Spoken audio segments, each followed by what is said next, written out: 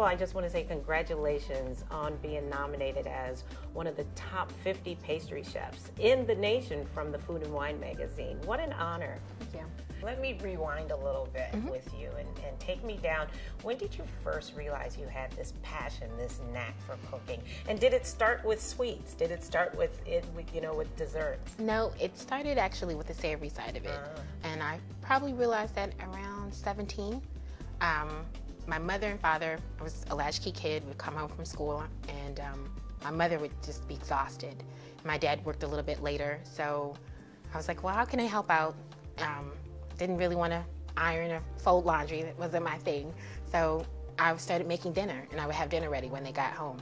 And my mother was floored. And there were a couple wobbles. I would overmix the mashed potatoes, and they would turn to glue and things like that. But it was a process. I learned as I went, and went to the library, checked out culinary books, Martha Stewart. Wow. At a young age, you were already doing this. Yeah, and both my grandmothers were really strong cooks, and I got a lot of influence from them. So after you finished school and you actually graduated with a degree in pastries as well as baking, why didn't you take that savory direction and go just straight into heavy cooking? I tried that. When I came home from New York in 2006, I applied for culinary jobs, hotline jobs, line cook jobs, and every sort of interview that I went to, all the chefs were like, oh, you do pastry too, huh?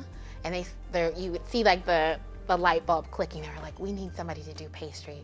And I just got stuck. Wow. And I stuck with it, and I was actually probably a stronger pastry chef than I was a culinary or hot side chef. And from there, just sort of stayed with it. And you got some really good training under you call him. I heard you call him in the kitchen. You called him Johnny. But what kind of training was that to work under him?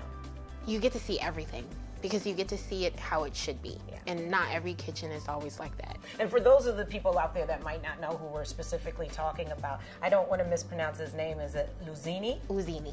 Oh, Uzini. So the L is... The I is silent. Oh, okay. It's just Johnny Uzini. Okay. But I actually had to work my way into his kitchen. I wrote him several letters.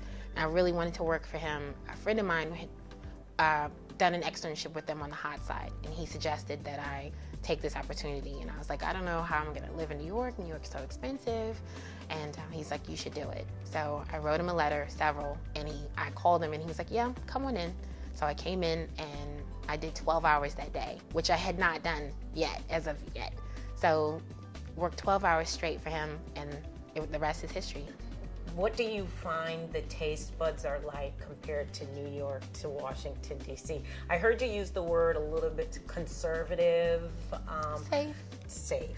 Not everyone here wants to eat powders and stuff made with nitrogen or chemicals. And that's sort of what food is moving into, that direction.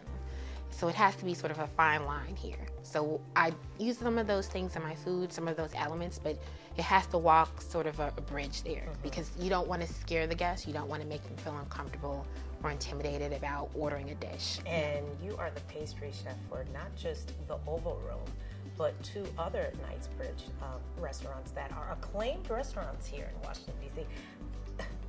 I know, kudos to you, really. I mean, I think your dedication and your hard work is just a reflection of where you are today. But tell me about that. I mean, the Oval Room, the Bombay Club, and Ardeo+Bardeo. They're very different kind of cuisines, but they all seem to kind of have a Mediterranean twist to it, or Mediterranean flavor behind it. Ashok Bajaj, who is the owner, he loves Italian food. He has a little passion for it, some sort of kindred spirit for it. So a lot of his restaurants will have that Italian flair, or that sort of nod. So for us, it's just about bridging the gap.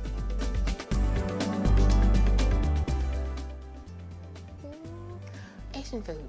Asian food. Any Thai, Vietnamese, Korean, Chinese, love those flavors. Wow. And they're not very big on sweets. They don't do a lot of desserts. So sometimes it's interesting to use those flavors, coconut, those types of things, lemongrass, and sort of impart those in what I do. But those are my favorite things to eat.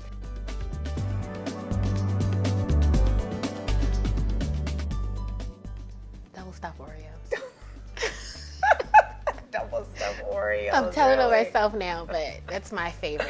I love Oreos, but it's so funny. I don't like the filling, so I scrape the filling out, and I only like the cake part. You can only eat 1 or 2. You can only eat maybe 1 or 2. 3, and then after a while, you're just like, this is a lot. This is a lot. But they're my favorite.